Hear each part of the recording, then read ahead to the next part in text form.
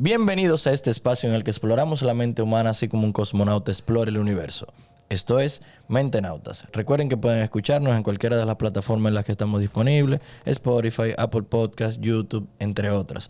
Nos pueden seguir en nuestras redes sociales, en Instagram, en TikTok. Nos pueden buscar como Mentenautas Podcast. Nos pueden contactar por allí, sugerirnos un tema, alguna ayuda a pedirnos, ver los extractos de los episodios y contenido que también especial o extra que subimos por allí. Estamos abiertos a todo eso. Hoy estamos nuevamente en un episodio de Mentenautas con otra invitada, una nueva invitada y una invitada nuevamente, valga la redundancia, que fue a solicitud de Cintia, esa gran colaboradora del podcast que ya por segunda vez de manera consecutiva asiste a alguien aquí de mano o de boca de ella. Se puede decir así. Puedes dar Hay que darle una iguala. No, ya ella tiene un porcentaje de las acciones. A Cintia, una iguala. Entonces, preséntate, di quién eres. Claro que sí, Brian, un placer. Mi nombre es Wendy Cruz. Me gusta describirme como una persona alegre, social, me encanta hablar, o sea que este espacio de por sí ya me siento súper cómoda y me emociona también el poder pues utilizar este medio para finalmente continuar concientizando a las personas sobre qué es ciberseguridad, que es parte de lo que vamos a tocar hoy, y pues ya los demás detalles los vamos a dejar ahí un poquito en suspenso para invitar a que nos sigan escuchando. Bien, tú podrías mencionar un poquito de tu pensum, porque cuando tú me lo enviaste, yo dije, miércoles. Bueno, mira, Brian, yo me voy a ir un poquito atrás desde la secundaria. Bien. Yo tuve la dicha de, bueno, realmente no había otra opción porque solo estaba ese cupo, pero mi formación académica de secundaria fue en técnico en informática. Ok. Yo vengo de Constanza, nacida y criada allá. Ok. Y particularmente, digamos que en la zona en la que yo me crío, no tenemos ese acceso tan temprano a lo que es el internet. Hay una brecha digital grande. Sumamente grande. De hecho, hoy en día todavía nosotros no tenemos líneas telefónicas allá. O sea que todo lo que llega es por radiofrecuencia, dígase antenas, el internet que se vende, etcétera. Ok. Entonces, pues para mí digamos que fue prácticamente esas primeras experiencias en experimentar, que es una computadora, y ahí despertó esa curiosidad sobre, bueno, la desarmamos, la armamos, etcétera. Y pues la pasantía de esa de ese técnico, como se solicita, la pude realizar en una empresa que recién estaba empezando en Constanza a vender internet. Entonces, pues de ahí pues yo fui conociendo un poquito y surge la curiosidad por estudiar mi carrera de base, que es ingeniería telemática. Todavía hoy en día mi abuela me dice, ¿qué fue lo que tú estudiaste? Claro. y mi familia y demás. Y bueno, si lo resumo por libro, lo que eso significa es telecomunicaciones, informática y electrónica.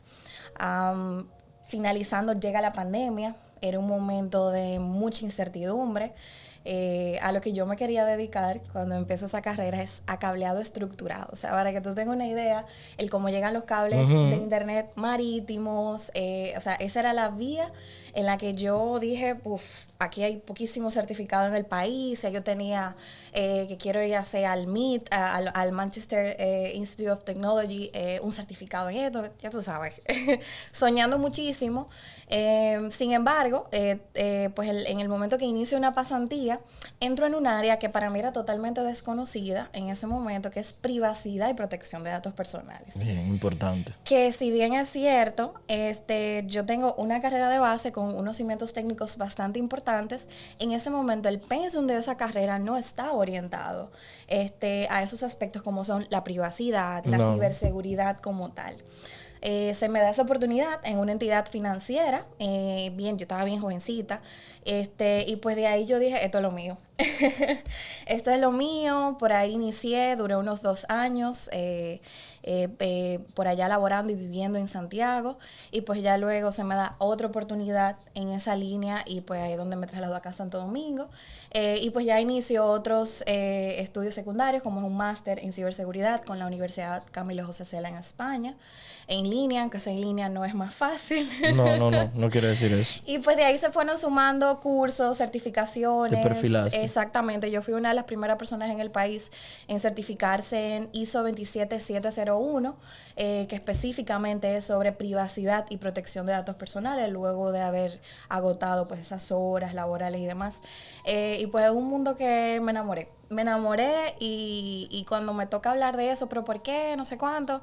Si hay dinero. Tengo un profesor que siempre decía, sáquenle dinero a esa carrera.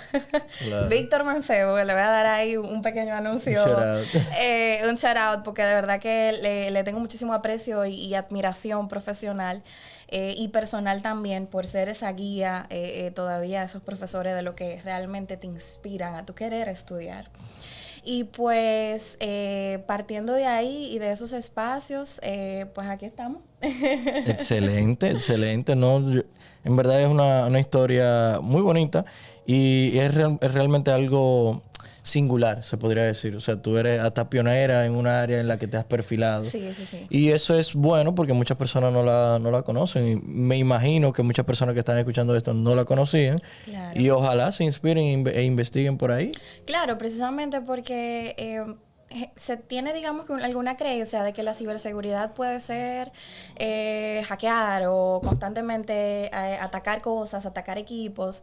Y pues hay, como existe, por ejemplo, en la medicina, distintas especialidades. Claro. En este campo también existen un montón de especialidades en donde, pues, tú te puedes ir desarrollando y tú puedes ir ampliando en lo que tú te vayas sintiendo más cómodo, las áreas y demás. Y pues a mí me toca mucho la parte de privacidad y protección de datos por donde yo vengo. O sea, yo vi mi familia, mis abuelos principalmente, lo que cuesta generar un peso en la sociedad dominicana, lo que el esfuerzo, el sacrificio que generaba ese dinero. Entonces, al conectarlo con las entidades financieras, que es donde yo inicio mi carrera profesional, para mí es un orgullo decir, yo trabajo protegiendo los datos de estas personas, que yo sé que es un esfuerzo todos los días, y pues se puede ver romántico desde ciertos puntos, pero al final es uno de los aspectos que permite proteger. Claro. Que permite proteger ese dinero, porque si los sistemas de información donde se almacena ese dinero comienzan a fallar o lo comienzan, digamos que, a distorsionar y demás, hay temas de dinero ahí involucrados y esfuerzos en la persona. Se jodió todo. Sí, sí, sí. Mira, aquí vamos a hacer un leve inciso. Nosotros a los invitados tenemos una dinámica en el podcast y hacemos 2 preguntas. Ok. Nada difícil, no es un examen, no te vas a quemar. Y la primera pregunta tiene que ver, o dice, ¿qué ha estado pasando por tu mente últimamente? Wow. Pasan muchas cosas, realmente, no te puedo negar.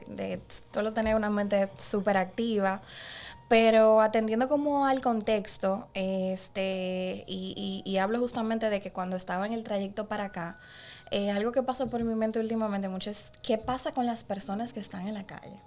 O sea, la agresividad al manejar, al estar interactuando, ese push de voy a dar un acelerón, me voy a robar el semáforo. O sea, ¿qué está pasando con los seres humanos hoy en día que nos está llevando a un estatus, a un modo en el que constantemente estamos a la defensiva y yo quiero llegar primero y una competencia, todo y demás? O sea, indistintamente de a quién yo le pasé por arriba. Recientemente yo estaba viendo una entrevista que le hicieron a un joven, Mena, se llama Mena RD. Claro. Saúl Mena. Champion dominicano, Street Fighter. Es mi referencia. Yo le he dicho a mi hermanito, mira, ponte desde ahora. Gloria nacional. Ponte desde ahora para que me mantenga. Y él hablaba de algo que a mí me tocó mucho y lo relaciono con eso, de lo que pienso. Era entrevista en Abriendo Sports, creo que sí. Con Bian es que sí, me parece que sí. Entonces allí él comentó algo que se esparce tanto en la sociedad dominicana como en Latinoamérica, es que queremos nosotros ganar individual. Nos olvidamos de que podemos poner un país, una ciudad, una institución, por ejemplo, en renombre. Entonces, eso es lo que ha estado pasando mucho por mi mente, como esa sed de que cada quien se tiene que proteger y que cada quien tiene que ir... Jalar por su lado. Sí, jalar por su lado. Y tú lo ves en la calle, en las redes sociales, o sea, en todos los aspectos. Y eso se puede ir, o sea, a cualquier parte de como de la vida. Y sí, a mí me toca mucho ese tipo de cosas, porque me considero un ser emocionalmente sensible y yo de verdad que salir a manejar en Santo Domingo para mí es un reto. Un reto. Para mí es un reto. Yo todavía, o sea, yo tengo 4 años viviendo acá y no me acostumbro. Y cada vez que salgo, cada vez más veo más agresividad, más tema, más atención. Y yo digo, bueno. Y con el calor aumenta. Y con el todo, o sea, es una cosa increíble. Y de ahí viene el tema de la importancia de la salud mental. Efectivamente. Sí, tú mencionabas esa entrevista de Mena y sí, yo recuerdo que él dice eso, que cuando él empezó a viajar a Japón, él dijo, mira, a él le preguntaron, ¿cuál es la diferencia de esos panas y lo que hay aquí? Él dice, mira, no, ¿por qué? No, ellos le preguntaron, ¿por qué no hay más Saúl Mena? Sí, Digo, bueno, el problema es que nosotros nos enfocamos en ser nosotros y ya. O sea, jalar por nuestro lado, ser uno mejor que el otro y más nada. Exacto. Sin embargo, los japoneses no. Los japoneses, ellos por cultura, en el grupo, ellos, su nación, ellos la representan. Y si uno falla, ellos van entre ellos y le dicen, mira, ¿por qué tú fallaste? Tú debías hacer esto y aquello. Exactamente. Aquí no. Aquí, por ejemplo, yo sí he participado en eventos. No todas las personas son así. He tenido muchos en la comunidad de Fighting Games que se me acercan y me dicen, mira, tú me podías hacer tal cosa. O tú me podías hacer esto. Pero hay muchos otros que creen que de alguna manera ellos van a seguir creciendo o van a ganar algo de eso. Siendo totalmente aislado. Aislado o cubriéndote algo o queriéndote como hacer algún tipo de llevarte algún tipo de ventaja. Cuando realmente no. Tú tienes que estar en la comunidad para aprender, lógicamente, pero sobre todo socializar y crecer y generar confianza. Así ha crecido la sociedad. Exacto, y al final del día, si tú y yo como seres humanos no contamos con la capacidad de compartirnos experiencias, desde la motivación de yo te puedo apoyar a ti a crecer y yo puedo aprender de ti, hay un tema importante en cómo tú te ves a ti mismo y cómo tú ves al otro como una amenaza. Entonces, todo, al final yo termino diciendo, todo termina en la salud mental. En la salud mental. En cómo tú aprendes de ti, en cómo tú te comienzas a gestionar y en cómo tú finalmente comienzas a ver la vida tal cual como es. Tú eres un ser humano que quiere aprender. O sea, podemos incluso dedicarnos a lo mismo. Y qué bueno es yo verte grande, crecer y yo poder decir, cónchale, yo estuve ahí, yo lo apoyé. Mira, claro, el consejo que le di, aunque yo no necesariamente haya alcanzado lo mismo que tú, pero sí otras cosas que para mí son importantes. Entonces, eso es como de lo que lamentablemente todavía en nuestra sociedad, lo digo de forma general, porque podemos sacar... es cultural. Unicornios, como digo yo. Claro. Algunas culturas, algunas personas, pero es algo que es lamentable realmente. Realmente. La segunda pregunta. ¿Qué canción, artista, álbum ha estado deambulando por tu cabeza en estos días? Full, así, Unstoppable, decía. ¡Oh! Y el contexto es que, bueno, recientemente yo empecé a leer una escritora colombiana que se llama Eva Muñoz. Es de este género que llamamos dark romance, ¿no? Entonces, yo me empecé a leer la historia al revés porque no sabía. En fin, es que me ha gustado mucho la dinámica de, pues si se menciona alguna canción o alguna pista y demás mientras estoy leyendo, escucharla mientras estoy leyendo.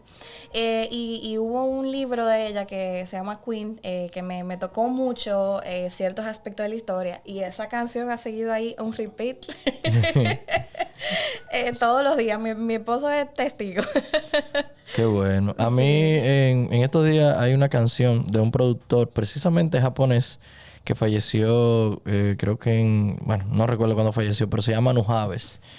Él es como el precursor del lo-fi, trip hop, y hay una canción de él que se llama Love Sick, o sea, L-U-V, y entre paréntesis Sick, pero es de que la parte 3, porque tiene de que parte 1, parte 2, parte 3, y precisamente como la melodía de esa canción. Y te lo recomiendo, escucharlo a él. Es un hip hop muy suave, muy nostálgico. Ok. Sí, él empezó a trabajar como a finales de los 90, inicio de los 2000, e incluso colaboró con la producción de la música de algunos animes y de algunas películas de Japón. Y sé que se quedó ahí como una persona, un productor de culto. Mira realmente. qué bien, qué chévere. Sí. Entonces, volviendo a la materia. Hemos estado en materia Claro, todo el tiempo. sí. Todo tiene que ver. Tú mencionaste que cuando tú le decías, no, mire, tú le dices a tu abuela, mira, yo estudié, qué sé yo, qué telemática. Sí, no. Se queda, ¿qué es eso? Eso. Entonces, Tú estudió, está bien. ¿qué imagina o qué imaginaba las personas que tú le comentabas, mira, yo soy tal cosa? ¿Qué era lo que ellos decían? ¿Qué entendían que era? Mira, a mí me gusta a veces como que las personas que no conocen precisamente decirle como, ¿qué tú crees que significa? Antes de darle la explicación. Y yo he recibido comentarios desde, bueno, eso es de la NASA, tú trabajas con, con algo, o sea, Con el súper FBI. lejos de aquí, o tú trabajas con la policía, me han comentado algunos. Tú eres de ellos. Pero la mayoría de respuestas se centran en, yo no sé qué es eso, yo no tengo idea. Entonces, pues ahí yo tomo cada oportunidad para concientizar y sobre todo aprovechando la brecha de profesionales que existen tanto en las áreas de tecnología como de ciberseguridad, que a nivel mundial se acerca a los 4 millones hoy en día, Wow. de acuerdo a estudios, pues para incentivar y pues comentarle a círculos a los cuales yo tenga acceso de que existen otras opciones.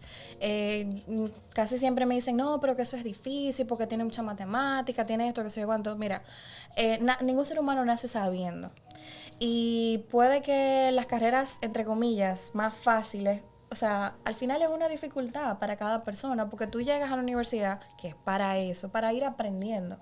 Y lo que yo le comento a esas personas realmente es, tú no vas a llegar y en un día te van a dar la carrera completa. No, jamás. Tú vas a ir pasando por distintas etapas, por distintos ciclos, por distintos procesos de aprendizaje para tú alcanzar finalmente allá. Porque la verdad es que no es fácil para mí ningún proceso de estudio. O sea, si lo tengo que decir, porque todo cuesta el sacrificio de dedicarse a aprender. Si tú tienes una metodología de aprendizaje diferente a la mía, pero tenemos el mismo profesor que tiene las mismas exigencias, por ejemplo, que eso se da mucho y causa mucha frustración en todas las carreras, diría yo.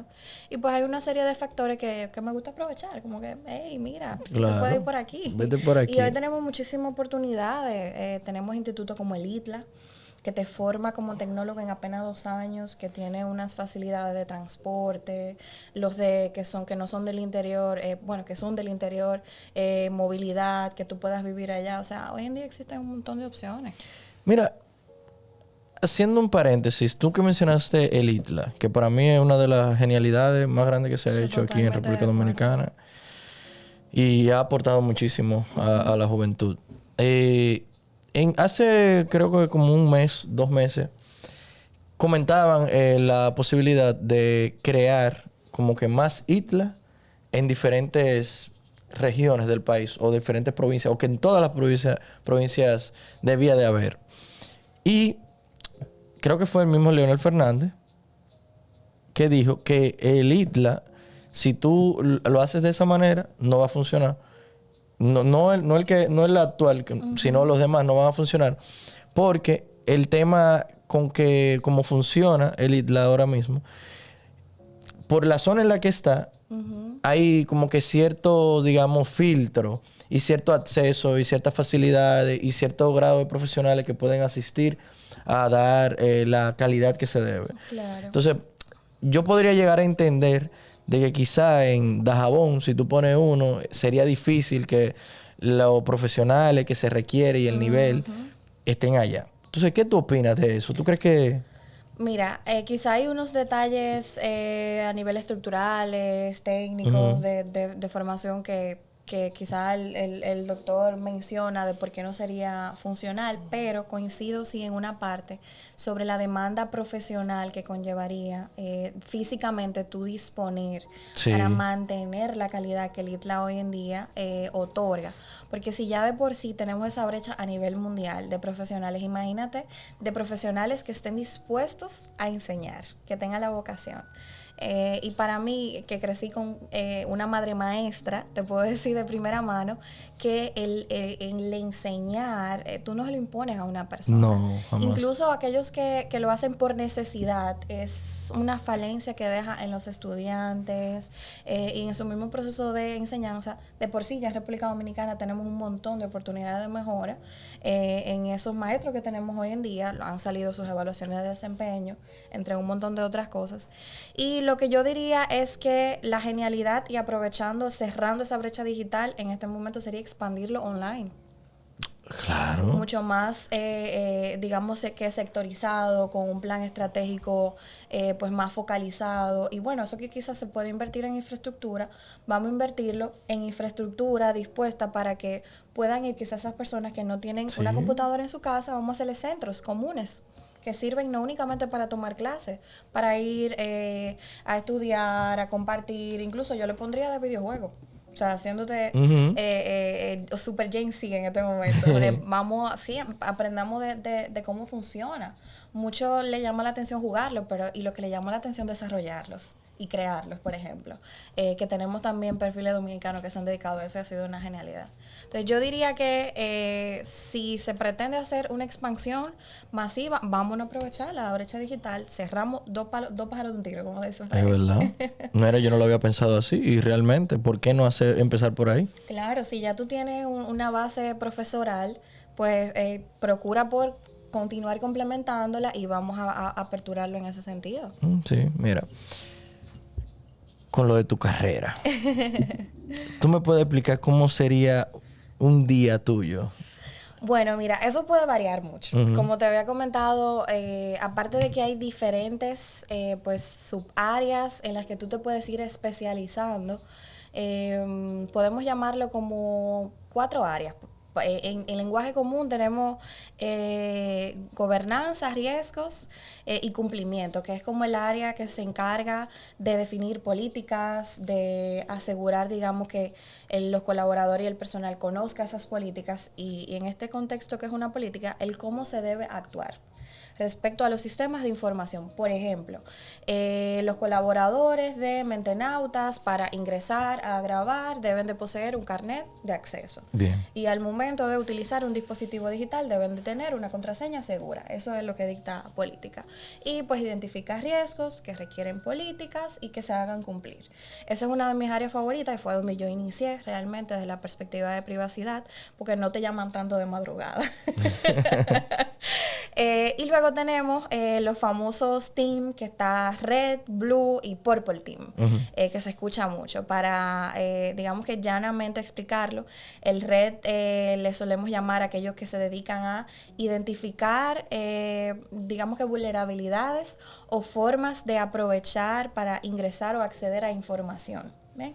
Ahí tenemos la parte ética, que se forma, se trabaja, y luego tenemos las redes criminales, que son organizaciones estructuradas, una empresa con recursos humanos, KPIs, OKRs, o sea, una cosa increíble, para poder entonces aprovecharse de otras empresas. Y al final ese dinero pues va para proliferación de armas, pues va para terrorismo, entre un montón de otro tipo de aspectos, porque es dinero, entre comillas, fácil, ¿verdad? Digitalmente tú moverlo. Y en cierto punto se vuelve muy complejo rastreable. No imposible, pero sí complejo.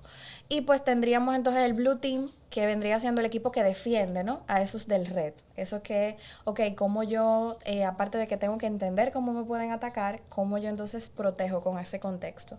Más lo que me da el equipo de gobernanza, que vendría siendo, digamos que parte de Purple Team, donde ahí hay unas combinaciones entre distintas habilidades como la que mencionaba, y pues así se van formando entonces cada una de ahí subespecialidades y ta. Entonces, ¿por qué te doy ese contexto? Porque en función de eso, tú también puedes tener distintas posiciones. En mi caso, en donde estoy hoy en día, que es como consultora en una empresa panameña, me encuentro, digamos que la pepita de oro de este nicho, tu poder, viviendo en Santo Domingo, trabajar 100% remoto. Exactamente. Y pues mi día a día se trata de brindar servicios a un cliente o distintos clientes a los cuales le damos pues apoyo en aspectos, por ejemplo, como es el cumplimiento, definiciones de políticas. Uno de los puntos también muy importantes es el monitoreo y la vigilancia de qué está pasando en los equipos de esa entidad, para entonces poder prevenir, ahí viene el Blue Team, poder prevenir que me ataquen, que me roben información, que me extorsionen, etcétera. Y pues a diferencia de que quizás lo que muchos puedan pensar, yo no estoy hackeando todo el día, ni mi pantalla es negra con muchita letra verde todo el día, sino más bien en este punto de mi carrera, porque también puede ir evolucionando, se trata de pensar estratégicamente, de cómo ampliar la protección en distintos puntos y vender la ciberseguridad como un activo y no como un gasto, que es uno de los retos también más comunes y más difíciles que tenemos nosotros como profesionales en ese sentido. El dominicano suele poner candado después que le roban, lamentablemente. Y eso es no solo el dominicano. Entonces, eso es un esfuerzo diario. ¿Cómo te concientizo? Mira, esto es importante. Por esto es importante. Entonces, se vería más o menos así un día mío. Y no hay mucha presión en eso. Mira, en el rol que estoy actualmente, la verdad es que me siento muy tranquila. Sin embargo, en mi rol previo, que estaba siendo gerente de un centro de operaciones de seguridad, que es un centro de operaciones de seguridad, pues precisamente se operan todos esos procesos a nivel de monitoreos de eventos de seguridad. Allí tú tienes un equipo que de respuesta a incidentes, okay, ocurrió algo, identificamos que no entraron, nos robamos, ¿cómo vamos a actuar? Tú tienes un equipo que está constantemente monitoreando. Tú tienes equipo que está constantemente buscando amenazas, que quizás ese equipo que monitorea no las puede ver. Tú tienes un equipo que te está tratando de también penetrar, digamos, que los sistemas y demás.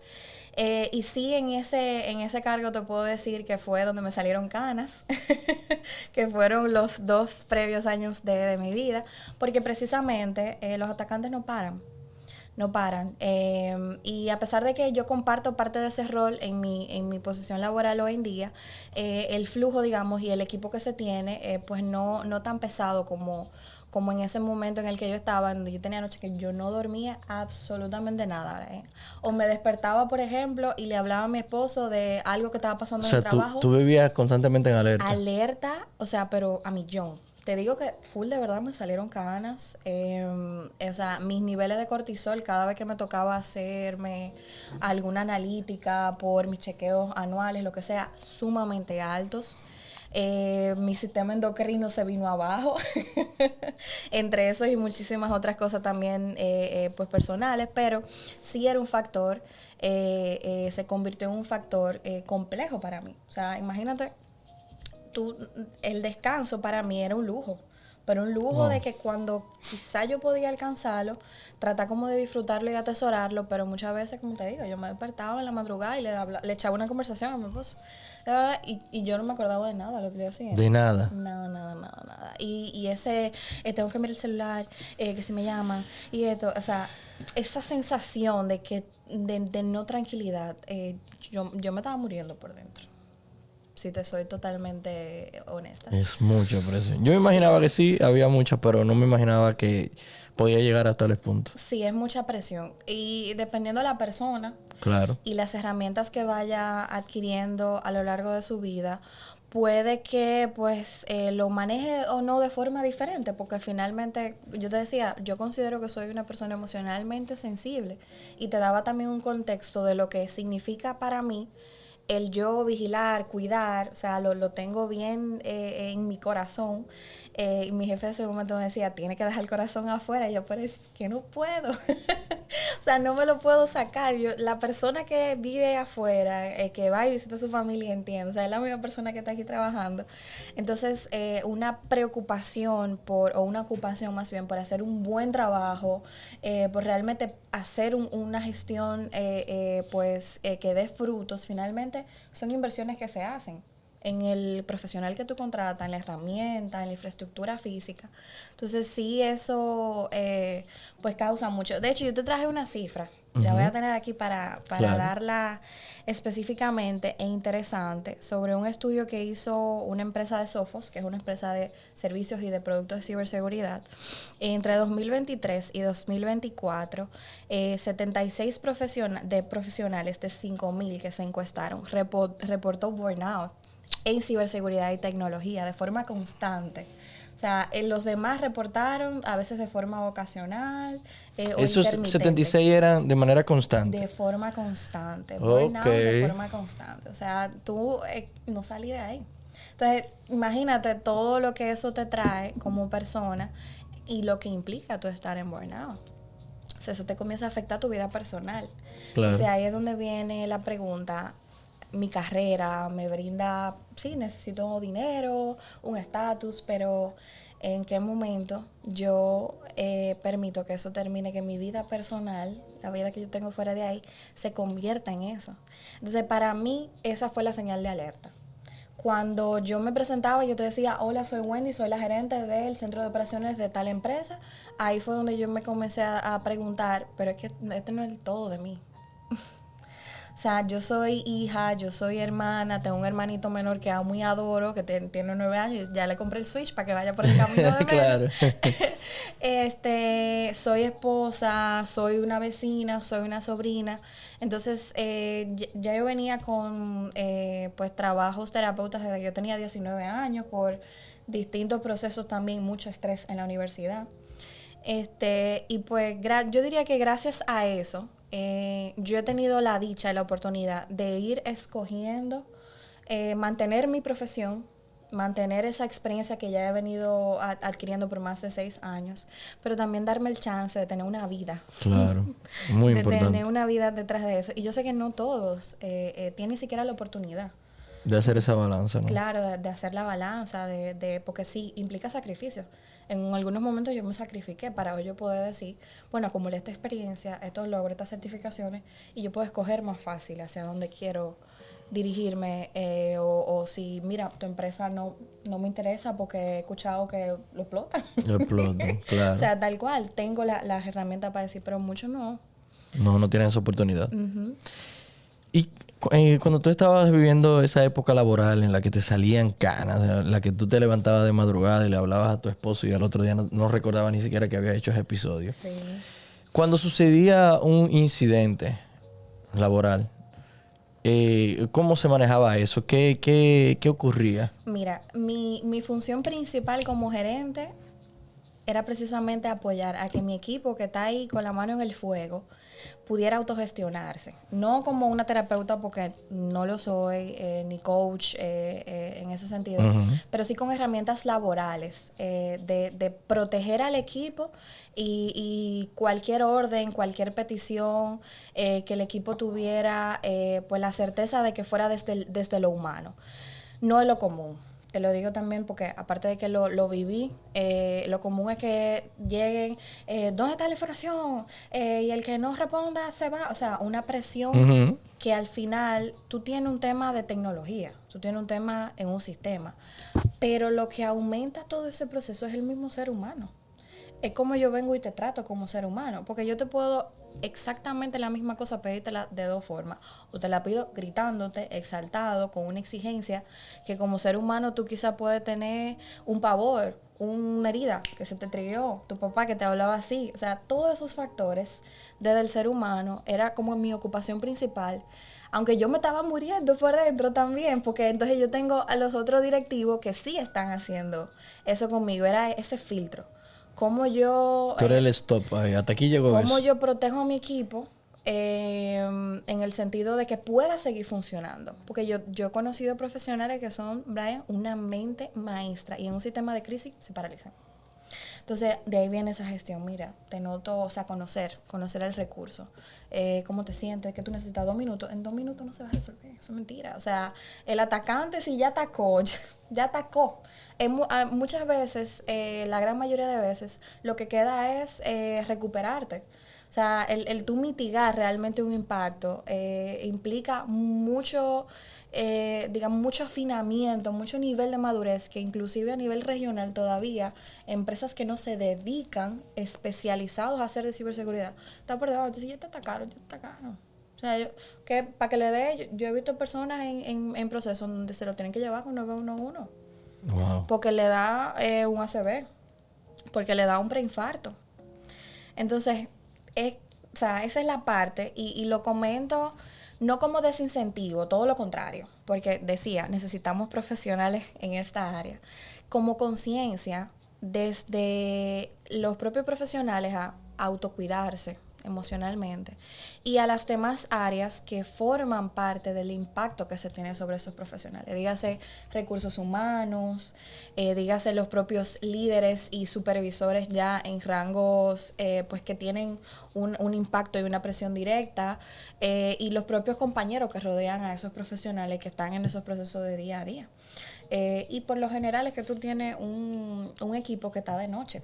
Por ejemplo, muchas veces se tiene que desplazar de noche de forma insegura, como hoy en día podemos ver en Dominicana. Entonces son tantos factores externos que finalmente mi propósito en ese momento era poder cumplir, ¿verdad?, con lo que es empresarialmente necesario, pero cuidar a la persona.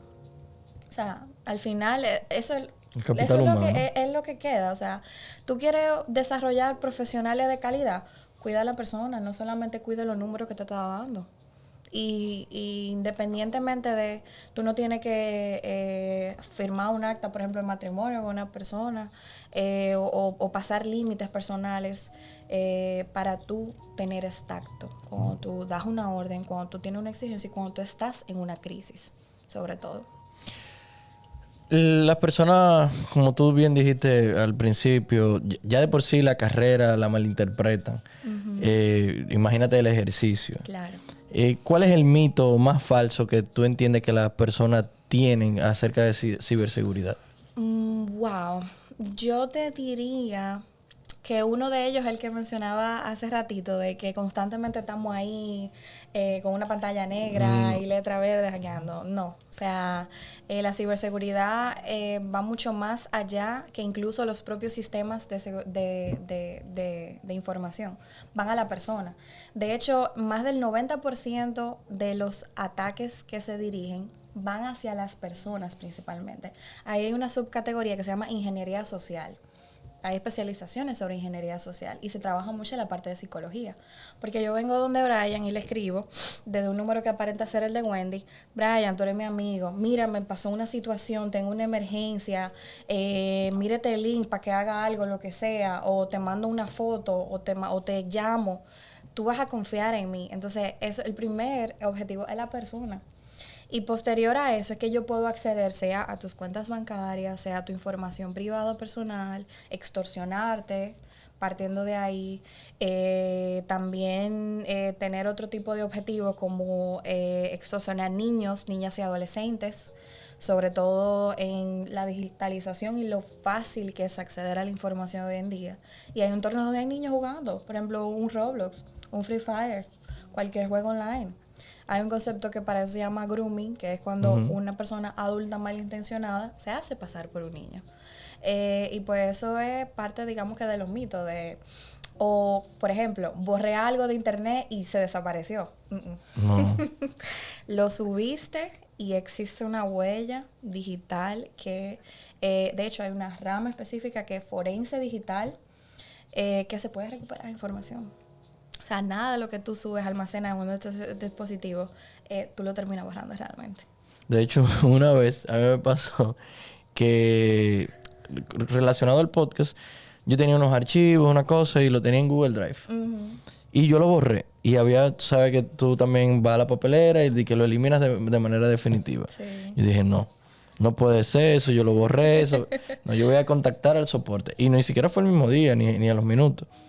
Y ellos me hicieron una serie de preguntas, me hicieron una requisa, una cosa.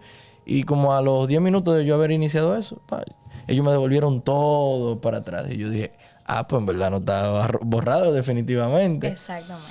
Entonces, ese es uno también de los mitos que hay. Pero hay algo también que popularmente se dice y también se comenta, mejor dicho, que es relacionado a que de repente... a Ana le está llevando un número y le hablan, es del banco tal. Sí. Pero ¿y cómo tal banco tiene mi número telefónico y tiene mi nombre y tiene información mía? Claro. ¿Es eso legal? ¿Cómo es que lo consiguen? ¿Cómo es que eso pasa? Mira, esa pregunta es súper interesante porque hay dos cosas. Puede ser una persona tratando de hacer fraude, pero por el lado que entiendo que tu curiosidad es de la forma en que genuinamente lo hace. Entidad, financiera en donde tú ni siquiera tienes productos con esa persona que No. tú puedes decir cómo consiguieron mis datos, ¿verdad? Entonces, existen empresas que se dedican a recopilar información. Sí. Nosotros regalamos nuestra información personal. Tú vas a una cita médica, llenas una hojita, te piden hasta el nombre del perro y tú lo pones sin cuestionar. Tú vas a llenar cualquier formulario hasta para asistir a un evento. Tú estás regalando tu información. Entonces, ¿qué sucede? Aquí en República Dominicana tenemos una ley que se llama la Ley 172-13, que es precisamente Bien. de protección de datos e información personal. Es una ley que tiene bastantes oportunidades de mejora, sobre todo por los cambios desde el 2013 hasta ahora que se ha dado la comercialización de información. Y también, se tienen ya varios años empujando en el Congreso, desde el Indotel, desde la OCDE, desde distintas instancias, para poder actualizar esa ley. ¿Qué pasa precisamente con las partes financieras? Esa ley viene a sustituir lo que era la ley que se conocía comúnmente como la ley de data crédito. Yeah. Entonces se enfoca principalmente al manejo de la información personal desde la perspectiva crediticia. Tú como entidad bancaria, existe un vacío legal ahí. ¿Por qué?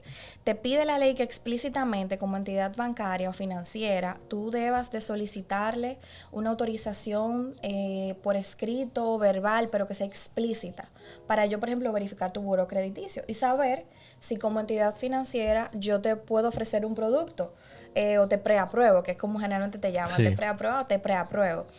Pero tú te preguntas, ¿pero cómo me llaman para preaprobarme una tarjeta si yo no tengo productos allá? Entonces existe ese vacío en donde para esas consultas en los buros de crediticio utilizan un término particular que es precisamente consultas, y hay otros métodos que no están contemplados en la ley, entonces se queda gris legalmente de cuándo se puede y no se puede consultar sin tu consentimiento. Y de ahí, entre esas empresas que son legales, porque dentro de lo que enmarca, dicen por ahí, lo que no está escrito explícitamente que no se puede hacer, se permite. Entonces, parte de esas oportunidades de mejora que nosotros tenemos a nivel legales hoy en día es cómo esas empresas consiguen esa información, a quién se la compran, para luego entonces redistribuirlas a otras entidades. Y tú dirás, muchos de ellos te van a decir, no, es que hicimos una campaña y pudimos recolectar no sé cuánto, pero finalmente, digamos que no necesariamente son los medios, pero como te digo, empresas certificadas y demás que se dedican a eso y por eso pasa. Yo recuerdo hace unos años, como 8 años, había un personaje popular dominicano, dominicano y de Medio Oriente, no voy a decir su nombre, que él tenía una página en la que tú te inscribías. Y ahí había un conteo de la gente y yo decía, pero ¿y cómo es que la gente se está inscribiendo en esto? A mí me parecía como que demasiado obvio lo que estaba pasando ahí.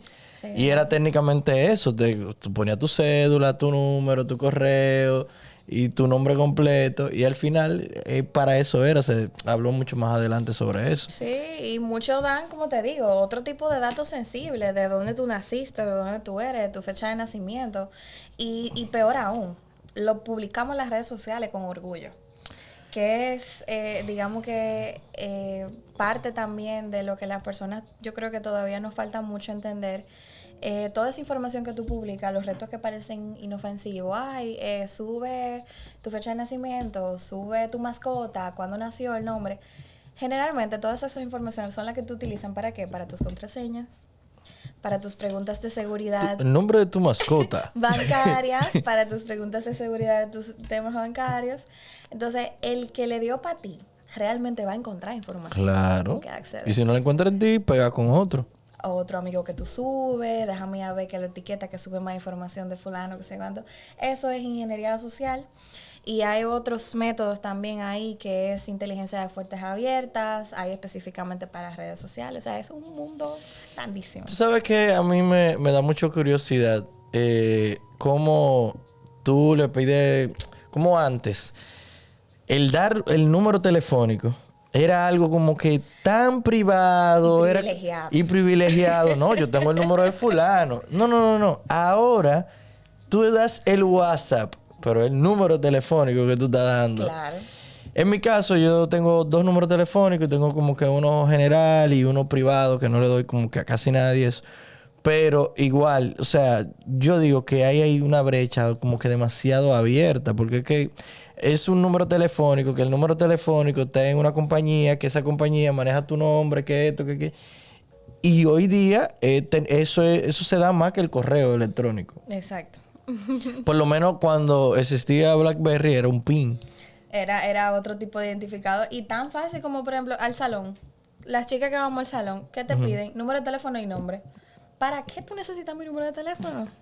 ¿Para facturarme no va a ser? Así mismo. ¿Para llamarme para qué? Entonces, de ahí vienen un montón de cosas. En un momento, el año pasado, se puso muy fuerte una campaña aquí en República Dominicana. Bueno, en varios países, pero aquí en Dominicana llegó muy fuerte de robarle WhatsApp a las personas. Y a mi mamá le tocó. Lamentablemente. ¿Y en qué consiste? Precisamente consiguen números de teléfonos. Yo trato de hacer WhatsApp con ese número de teléfono en otro dispositivo. A ti te va a llegar un mensaje. Eso fue también con una actualización de WhatsApp que salió, que te llegaba como un push-up ahí mismo en la aplicación de WhatsApp.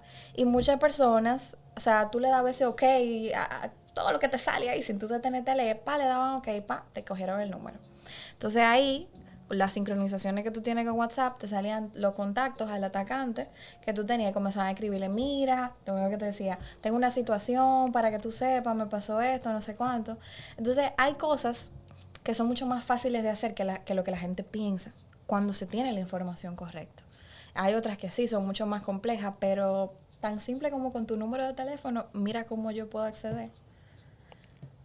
Eso es así. A información o a personas cercanas a ti o a extorsionar personas cercanas a ti.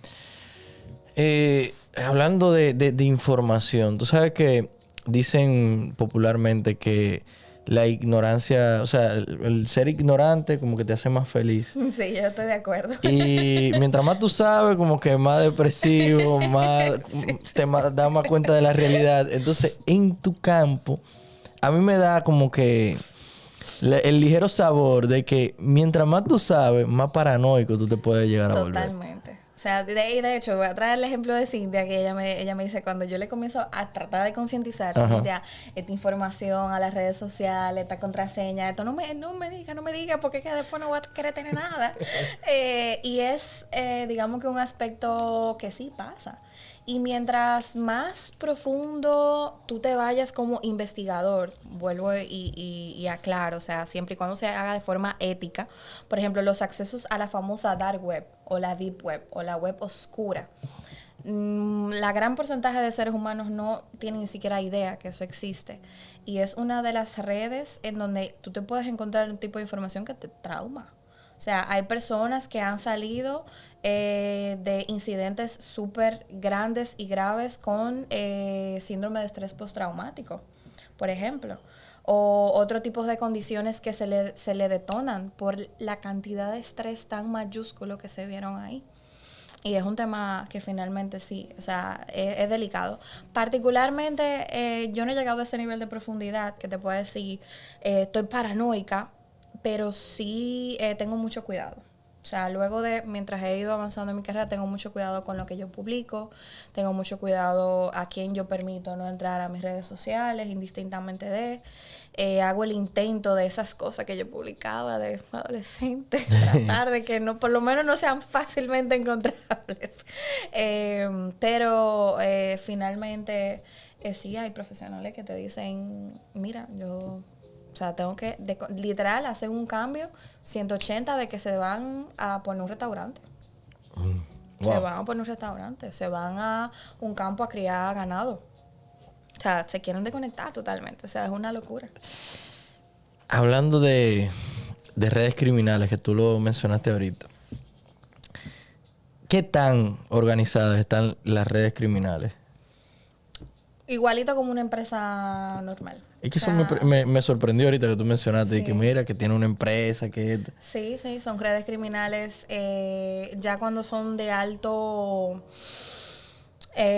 perfil, por así llamarlo. Por ejemplo, te voy a poner casos de Colombia. la interconexión que existe en las redes criminales de Colombia, y esta información viene de investigaciones que han salido, reporterías tanto de fuentes a niveles pues de las autoridades, entre periodismo especializado, está tan interconectado, por ejemplo, con las guerrillas, que te hacen una planificación de vida para comenzar a educarte desde pequeño en atacar, en ingeniería social, en psicología, para en 20 años yo poder posicionarte en una empresa con cierto tipo de cargo en el que tú me vas a dar información de esa empresa, o en el que tú vas a entrar un día que tú puedas entrar a una USB a esa empresa. Y se destinan recursos millonarios para formar esas personas, como, o sea, te acabo de comentar. Es una cosa increíble. O sea, te hacen tu carrera a largo plazo y todo. Te pagan las mejores universidades.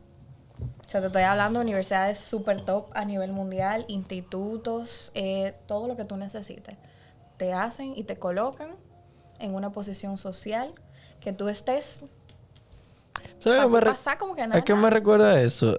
El asesor o consejero del padrino, que él era el abogado, que ellos lo adoptaron, luego lo pagaron las mejores universidades y cosas. ¿Y eso es de qué año? ¿Los 60? Es de película. O sea, es real. La película sobre eso son reales. Miel, que ni yo pensando de que no, los chiperos, los tarjeteros, que sí. No. Eso es una chambra, muchacho, delante de... No, yo estoy viendo. Es una chambra.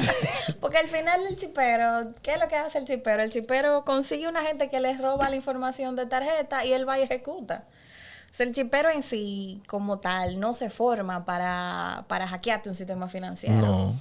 Él ve para cómo va a sacar el dinero de los cajeros, en qué tienda es que no le están rebotando la tarjeta. No, le dan la vuelta y ya. Sí, that's it. Ahora, el que está atrás, el que te consigue los datos de tarjeta, ¿cómo entró? ¿Cómo lo consiguió?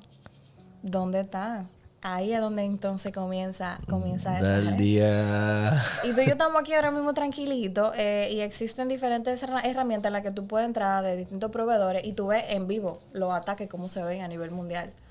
Tú dirás, ¿cómo se identifica eso? Bueno, porque al final es por la red. La red no miente.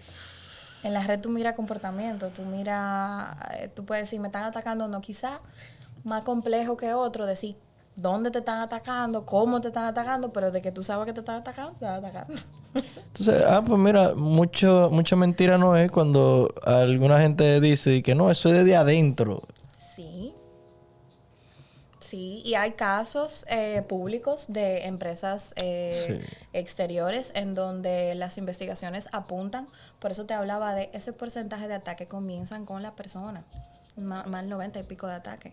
Comienzan con un colaborador de limpieza. Pero ¿qué pasa? ¿Quiénes son los que llevan el café donde está la junta directiva reuniéndose? La señora del café. Tú no sabes si la señora del café tiene un micrófono, por ejemplo, o una USB, y casualmente, como es la computadora del presidente o de alguno de los ejecutivos, que el equipo de tecnología es muy difícil para poder contactar a ese personal y ponerle los controles que lleva. No se le ha puesto un control para que no se le pueda conectar a una memoria. Va, la pone y dura 5 minutos, una cosita así chiquitita, que más chiquita que los recibidores. O sea, tal cual. O que yo te veo en la calle andando con tu carnet de la empresa y yo comienzo una persecución y yo puedo tomar un carnet de tu empresa, te tiro la foto. Sí. O que peor aún, tú lo subiste a tus redes sociales. Así clarito. Sí, tú sabes que eso, ahora que tú lo mencionas, yo veo mucha gente en la calle con el carnet y andan con él ahí así como que sin nada. Sabemos que es un orgullo de que estés trabajando, pero por favor, cuida tu empresa. Guarda tus credenciales cuando tú salgas de tu entorno de laboral. Claro, ya si es un teacher y demás, bueno, pues perfecto, pero lo que tiene tu foto, tu cargo, una tarjeta de acceso, guárdalo. La mayoría de ataques suceden por errores humanos. Sí, la gran mayoría. Las personas suelen pensar, bueno, es tecnología, son sistemas, eso es predecible. O sea, si nos vamos a lo que es profundamente un sistema de información, son ceros y unos. El comportamiento de cómo se desarrolla o cómo se va a desenvolver puede ser totalmente predecible, incluso con las herramientas de inteligencia artificial que hoy en día han explotado. ¿Dónde está lo no predecible? En el ser humano. En qué tanta presión tú puedes aguantar, en qué tanto miedo yo te puedo implementar para que tú hagas algo, en que si te puedo extorsionar, en cuáles son tus necesidades. Eso es lo impredecible. Y eso es lo que se sigue aprovechando y se va a continuar aprovechando en este mercado. Porque tú puedes tener el mejor equipo tecnológico, de herramientas, el mejor salón. Pero si hubo uno que se le está muriendo la mamá, que lo que le están pagando son 40,000 pesos, Exacto. que tiene acceso a poder entrar a esa memoria que te estaba diciendo y sabe incluso cómo desactivar, ¿tú crees que no lo va a coger, lindo? O sea, con la presión y la psicología correcta. Hasta le hacen creer que lo que él está haciendo o ella no está mal. Porque le comienzan a decir, mira tu empresa, que no te da esto. Y cuando yo quiera te van a votar y no te van a... Que si mira fulano que votaron, que mira encuentra tal cosa. O sea, el tema mental se juega muchísimo. Sí, hay muchas emociones de por medio. Claro, y atacan por ahí por esas debilidades. Por como eso mencionas. es el que el ser humano. O sea, si dejáramos solamente la tecnología y lo digital y quitáramos el factor humano, ¿qué tú haces con eso? Nada. Un momento así que tú puedas mencionar como de los que hay o ha habido mayor tensión. Mira, yo tenía situaciones personales en ese momento involucradas, pero yo recuerdo una vez, y fue una semana que duró constante esa situación, en donde yo llegaba al parqueo de mi trabajo y yo llegaba y yo tenía que esperar que se me pasara un ataque de pánico. Wow. Ahí me entraban llamadas que mira, que dónde tú estás. O sea, fue muy complejo para mí, además de que la persona que me lideraba en ese momento, yo no sentía como la confianza para poderle decir, mira, estoy pasando por este tipo de situaciones, pero yo en un PDS en ese periodo estaba trabajando de lunes a lunes, de 8 de la mañana a 10 de la noche. O sea, ahí no había paradero para nada. O sea, había algo que había que sacar sí o sí. Y yo duré como 3 y pico de meses. Ya en la recta final, cuando estábamos terminando, ya mi cuerpo dijo, güey. Entonces ahí yo comencé a experimentar ataques de pánico. Nunca en mi vida, gracias a Dios, mi red de apoyo, mis terapeutas, que han sido varios, que han estado ahí conmigo, o sea, fuimos identificando y demás, pero eso no quita que te dé. Y sobre todo en esas etapas iniciales. Y para mí eso fue, o sea, devastador. Yo decía, yo llegaba en mi vehículo, me paraba, me tocaba a veces el seguridad, mire que tiene que apagar el vehículo, que sea, y yo bajaba así con los lagrimones, todo de marañá, o sea, si me había maquillado antes el maquillaje, yo decía, Don, necesito un chance, porque no me voy a quedar aquí con el aire apagado. No. Y ahí, mira, incluso con ese Don yo hasta una relación muy bonita desarrollé. Sí. Después me pregunta, mire, él como que nunca me invadió, tú sabes, en el sentido Lo mantuvo al margen. Sí, pero él sí de forma sutil, como que me veía así todo bien, mire, y así como que lo buscaba a la vuelta, de hasta hacer un chistecito, y realmente se agradece bastante. Pero yo te puedo decir como que esa ha sido la situación más compleja que yo he vivido, porque tenía temas personales, pero en lo profesional estaba, o sea, un desborde por todos lados. ¿Qué errores humanos son los que más se repiten? Además de lo que ya se ha mencionado. Creer que colocarle solo números a tu contraseña la va a hacer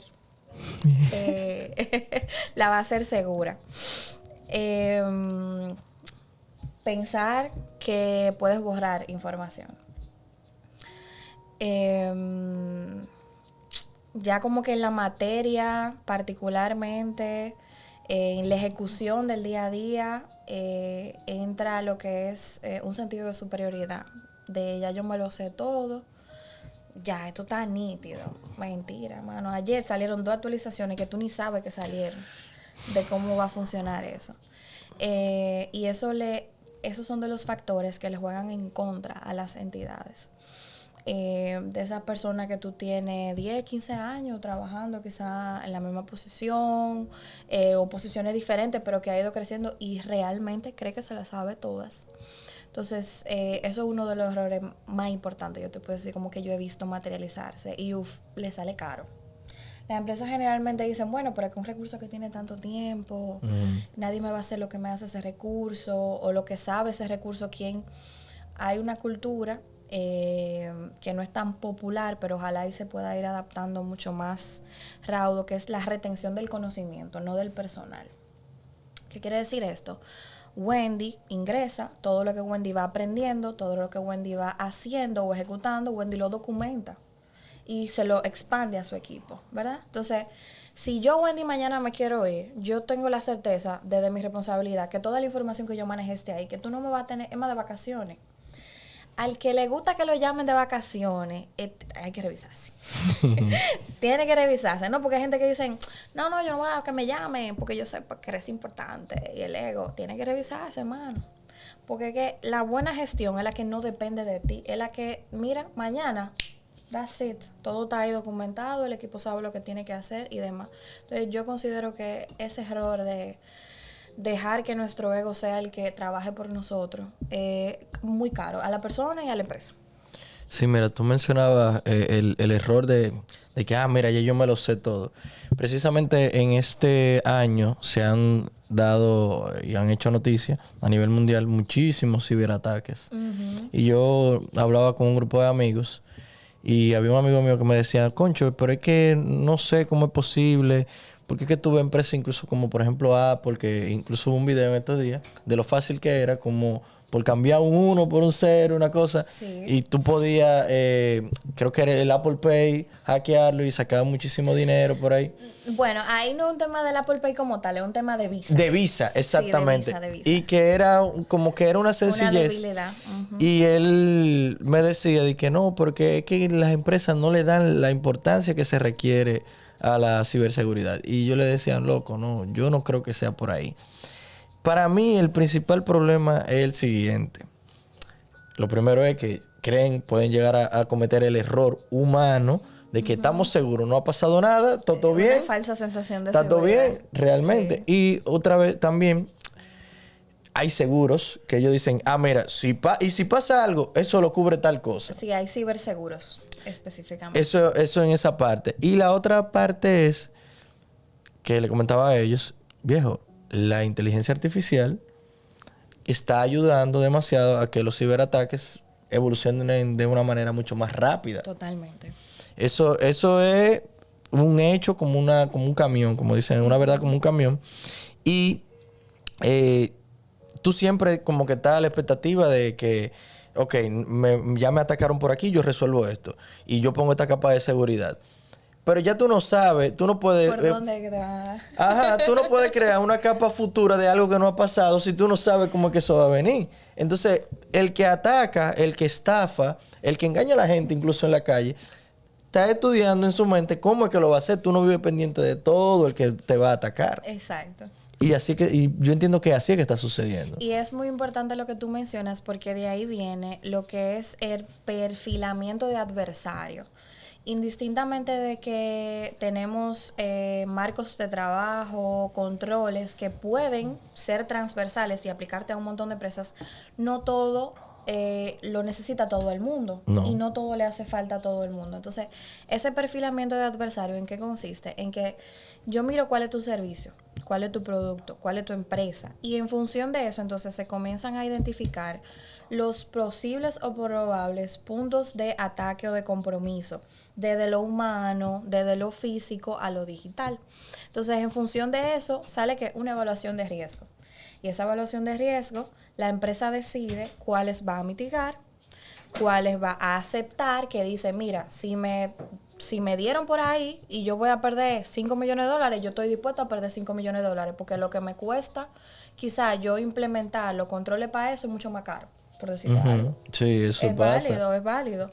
Entonces, son una serie de factores, y así como tú mencionas que la inteligencia artificial efectivamente ha revolucionado totalmente lo que es los ciberataques, también todavía existen esas cosas que son lo más básico que tú te puedes imaginar, como que tu computadora de trabajo se bloquee automáticamente, que siguen siendo efectivos para un atacante.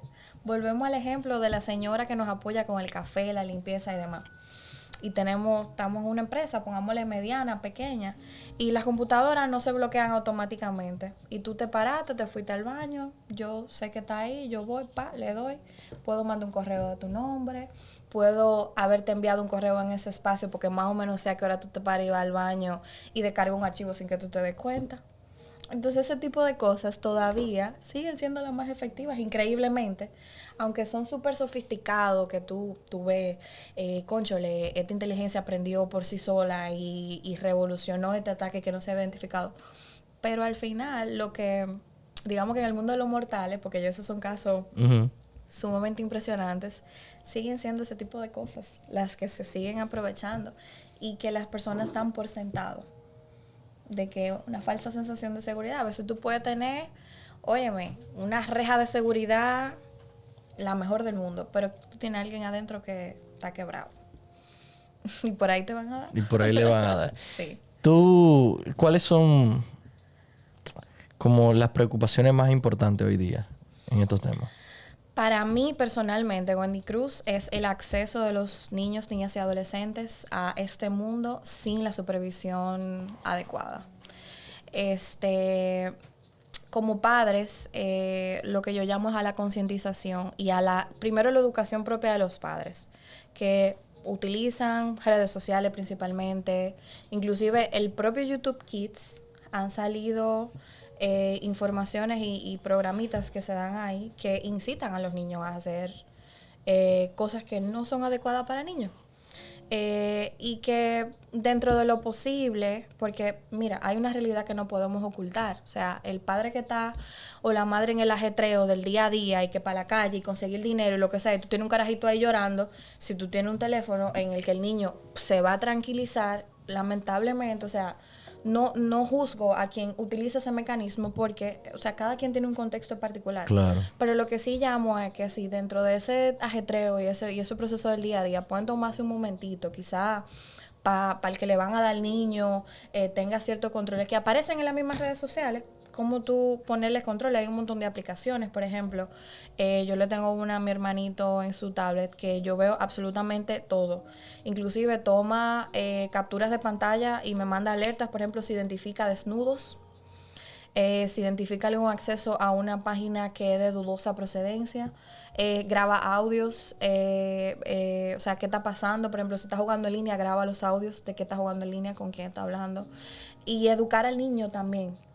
O sea, hablarle, los niños entienden. Claro. Dentro de su lenguaje de niños, cuando tú te sientas con un niño, tú le dices, mira, como hay personas buenas, hay personas malas, y hay personas que en internet te pueden decir que no le diga nada a tu papá o a tu mamá, que no le tenga confianza, que no hagas esto. Y, o sea, hay formas de tú conversar con un niño para que también aprenda a identificar cuando alguien quiere tomarlo como víctima. Entonces yo diría que eso, o sea, para mí lamentablemente hay casos a nivel mundial en donde se han perdido vidas de niños, niñas y adolescentes por acceso que han tenido criminales a extorsionar a esos niños, a manipularlos, y eso la verdad es que a veces lo vemos como algo inocente, está jugando, se está distrayendo, lo que sea, pero lo que hay ahí detrás, o sea, es mucho más grande. Sí, para mí es muy doloroso, la verdad. ¿Te preocupa algo del futuro? Como persona constantemente ansiosa, te digo que todo. Pero sí, mi enfoque en estos años ha sido mucho en poder disfrutar el presente. Y lo digo de forma transversal. O sea, estamos aquí en este momento, yo la estoy pasando súper bien, compartiendo de mi experiencia, tratando de que también esa información a quien le llegue, le sea de provecho. Claro. Ahorita yo salgo y la verdad que yo no sé lo que va a pasar. Si hago un lockdown mañana por los otros virus que andan ahora mismo, otra pandemia, o de repente me llegó mi hora, me llegó mi momento. Entonces, ¿qué me ha tocado aprender? Porque sí, no te digo que a veces me va la mente volando y qué va a pasar. Aprender a tener una planificación, corto, mediano, largo plazo, pero que esa planificación no sea mi regla de vida. No. O sea, entender que puede cambiar, mi contexto puede cambiar. Yo, por ejemplo, este año yo decidí que a nivel de desarrollo profesional y tengo que tener la última certificación y ser la mejor que sé cuánto, yo decidí darle paz a mi interior. O sea, con un cambio, digamos que a nivel de esquema laboral y comenzar a prestarle atención a otras cosas. Yo me quiero retirar para mi campo, joven, y tener un montón de perros y un montón de muchachitos. Tú estás chulo. Eso hay que trabajarlo, hay que construirlo, ¿verdad? Sobre todo en mi caso que pues lo material no ha sido un regalo de mis generaciones anteriores, sino que ha sido sobre mucha construcción y trabajo. Pero tampoco yo quiero ser la que te sale en Forbes de 30 under 30 en ciberseguridad. La verdad que no es mi meta. O sea, admiro las personas que lo alcanzan y realmente es su meta, o sea, genuinamente, y no porque lo están haciendo porque la sociedad lo empujó, porque tengo que llenar un título, porque eso es lo que me va a dar suficiencia, o sea, lo admiro. Pero yo, para muchos puede ser eso conformista, para mí el hecho de que yo tenga calidad de vida emocional, de que yo pueda dormir bien, de que yo pueda llamar a un amigo o una amiga, a mis padres, lo que sea, y poder tener una conversación de calidad, para mí eso es plenitud. Entonces, después de ahí, seguimos ganando bien, porque nos esforzamos unos años para ganar bien, pero no es mi objetivo estar ahí arriba, o sea, y no porque yo no me considere capaz, es por la claridad que yo tengo de lo que yo tendría que sacrificar para llegar ahí, y no estoy dispuesta a pagar ese precio. En efecto. Me alegra escuchar eso realmente. Mira, para ir cerrando, yo quiero que tú des 2 consejos. Claro. Uno dirigido a esos profesionales de tu área que quizá han pasado por esos malos momentos o que de manera profiláctica, o sea, para que no los pasen esos momentos que a lo mejor tú viviste o que has visto que otras personas han vivido. Y el otro consejo es para las personas, el vulgo, que no conoce de esto tanto, pero que a lo mejor no están tomando las mejores decisiones en cuanto a ciberseguridad se refiere.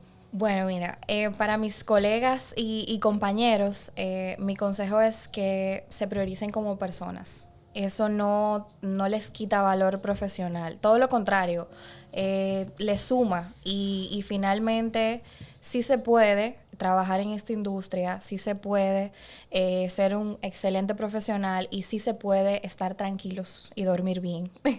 Entonces, priorícense, aprendan a gestionar. Hay un montón de herramientas hoy en día. Yo siempre, la persona que quizá me pide un consejo, digo, ve a terapia, es lo que a mí me ha funcionado. Ciertamente no todo el mundo necesita ir a terapia, pero finalmente ese es como que mi consejo en ese sentido general.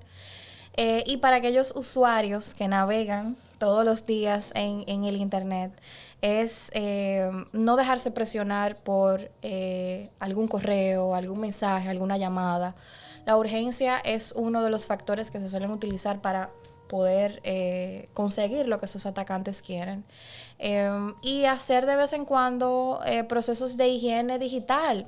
Mira, Apple hoy en día te dice en tu bol de contraseña, esta contraseña tuya salió en tal exfiltración de información. No estoy muy segura si te lo dice Android, tengo un par de años que no uso, pero podemos averiguar y decirle también, no utilizar las mismas contraseñas, la misma para todas las cosas, porque una vez que acceden a esa información ya puede irse por ahí. Realmente prestarle atención a las notificaciones de correo que tienen que ver con todo el tema bancario. Si a usted no le llega correo cada vez que usted haga una transacción, vaya a su banco, a su entidad financiera, dígale que se lo pongan. O si simplemente usted no suele utilizar correo, hágalo. Creo que le puede ahorrar un mal rato en muchas cosas. Y finalmente, si la información usted no se la daría a un amigo íntimo, a una persona que usted aprecia, no tiene por qué publicarla en las redes sociales. Quédese con ella. Y eso serían mis consejos. Excelente. Gracias por venir aquí. Me alegro de haberte conocido. Igual, Brian. Gracias a Cintia nuevamente. Sí. La colaboradora estrella. Claro, una iguala. Hay que darle. Ya tú sabes, tienes el espacio abierto. Si entiendes también que otra persona puede venir acá y contar su experiencia. Claro que sí. Te vamos a recomendar el próximo. No vamos a dar spoiler, eso lo hablamos tras de cámara. Está bien. Y ya tú sabes, tienes el espacio abierto para cuando tú quieras venir o sugerir algún tema. Esto es tuyo también. Claro. Muchísimas gracias, Brian. De verdad que me he sentido súper cómoda y por poder expresar y llegar a esas personas que nos escuchan con información no tan técnica, que hay mucha de ella, pero de todavía hay que esforzarnos un poquito más. Aquí se psicoteleeducó. Exactamente. Así que ya saben, esto fue Mentenautas.